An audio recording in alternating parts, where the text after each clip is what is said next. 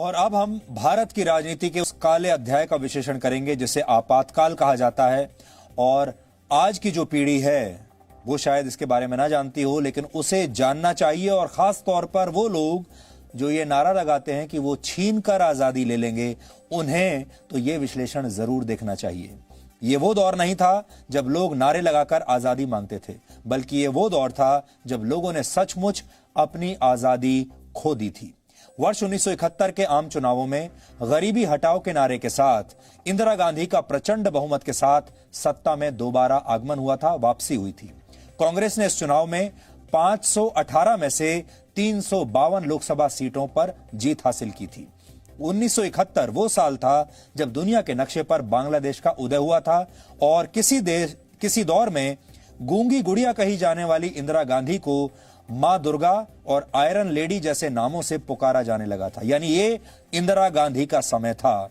लेकिन कुछ ही समय के बाद स्थितियां बदल गईं।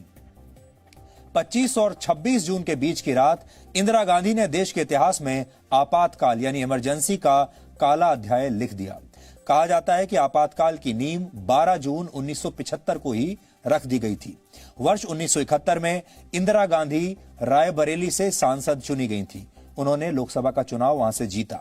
इंदिरा गांधी के खिलाफ संयुक्त सोशलिस्ट पार्टी के प्रत्याशी राजनारायण ने इलाहाबाद हाईकोर्ट में एक याचिका दाखिल की। राजनारायण चुनाव तो हार गए थे, लेकिन उसके बाद वो कोर्ट चले गए।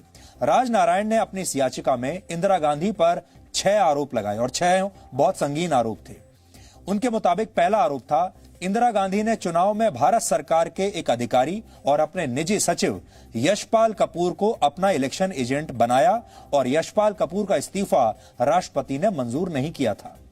यह एक संगीन अपराध था। दूसरा आरोप, रायबरेली से चुनाव लड़ने के लिए इंदिरा गांधी ने ही स्वामी अद्वैतानंद को बतौर रिश्वत 50,000 रुपए दिए ताकि राजनारायण के वोट कट सके। तीसरा आरोप, इंदिरा गांधी ने चुनाव प्रचार के लिए वायुसेना के विमानों का दुरुपयोग किया। चौथा आरोप था, इलाहाबाद के डीएम और एसपी की मदद चुनाव जीतने के लिए ली गई, जो कि गैर कानूनी काम है। पांचवा आरोप था, मतदाताओं को लुभाने के लिए इंदिरा गांधी की तरफ से मतदाताओं को शराब और कंबल बांटे गए। और छठा आरोप था, इंदिरा गांधी ने चुनाव में निर्धारित सीमा से ज्यादा पैसा खर्च किया।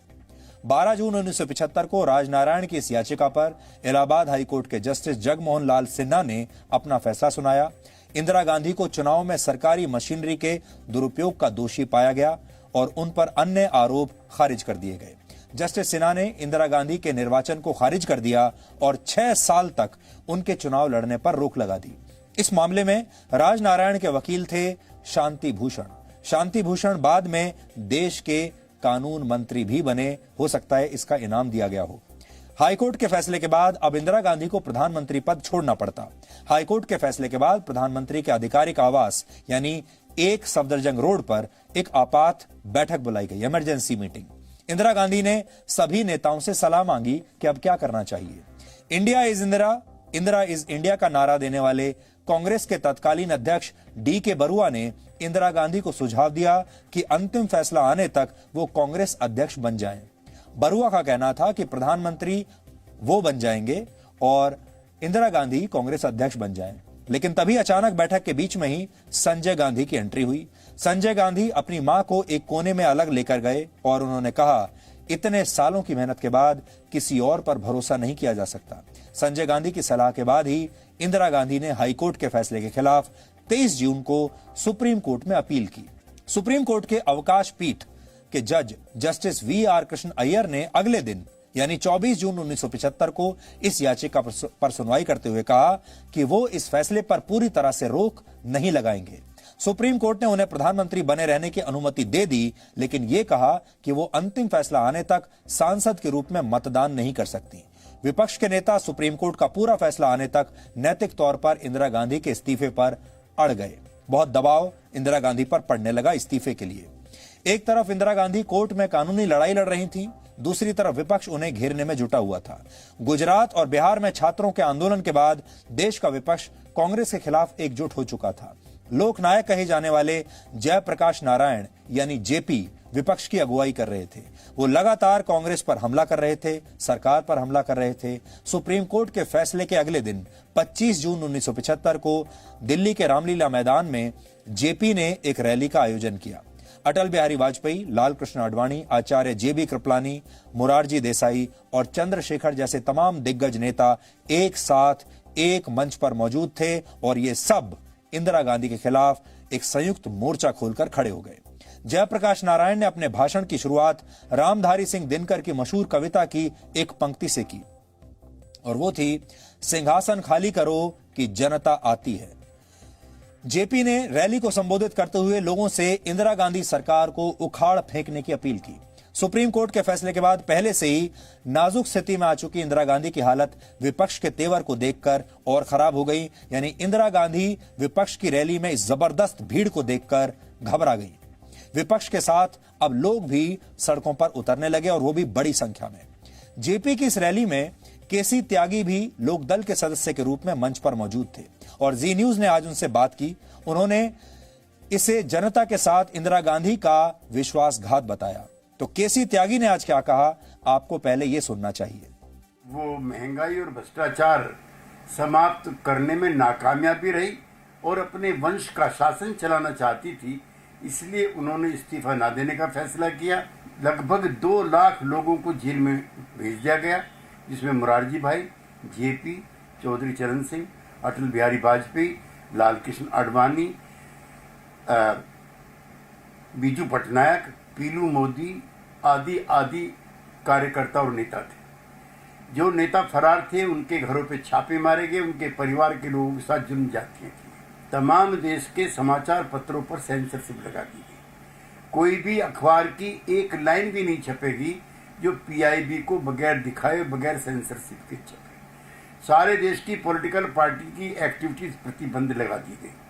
सिर्फ और सिर्फ कांग्रेस पार्टी, सिर्फ और सिर्फ वो और उनके सुपुत्र संजय गांधी की खबरें छपती थी, बाकी सब नजारत था। आज लिखने की आज़ादी है, सभा करने की आज़ादी है, बोलने की आज़ादी है, आज सरकार को क्रिटिसाइज करने की आज़ादी है, प्रधानमंत्री से इस्तीफा मांगने की आज़ादी है, प्रधानमंत्री को गाली देने की आज़ादी है। समाचार पत्र अपनी मर्जी से जो चाहे सो लिख सकते हैं। केसी त्यागी अभी जनता दल यूनाइटेड के महासचिव हैं, जेडीयू के, और उस समय जब इमरजेंसी लगी थी उस समय बहुत सक्रिय थे। तो आपने देख लिया उस समय जो जो चीजें हुई वो शायद आज के लोग कल्पना भी नहीं कर सकते। अखबारों में कुछ छप नहीं सकता, न्यूज चैनल तब थे नहीं, फोन बहुत ही कम थे, सोशल मीडिया नहीं था, इंटरनेट नहीं था, रेडियो पूरी तरह से सेंसर्ड था। 25 जून 1975 की आधी रात को प्रधानमंत्री इंदिरा गांधी ने तत्कालीन राष्ट्रपति फखरुद्दीन अली अहमद से इमरजेंसी के घोषणा पत्र पर दस्तखत करा लिए। आधी रात को उस समय के एक अखबार ने इस घटना पर एक कार्टून प्रकाशित किया था जो बड़ा मशहूर हुआ था बाद में। आज उस कार्टून को आप देखिए। इसमें फखरुद्दीन अली अहमद को अपने बाथ टब में नहाते हुए अध्यादेश पर हस्ताक्षर करते हुए दिखाया गया है कि इस तरीके से उनसे ये हस्ताक्षर लिए गए थे। ये अपने आप में एक मजाक था और ये कार्टून काफी मशहूर हुआ था उस समय।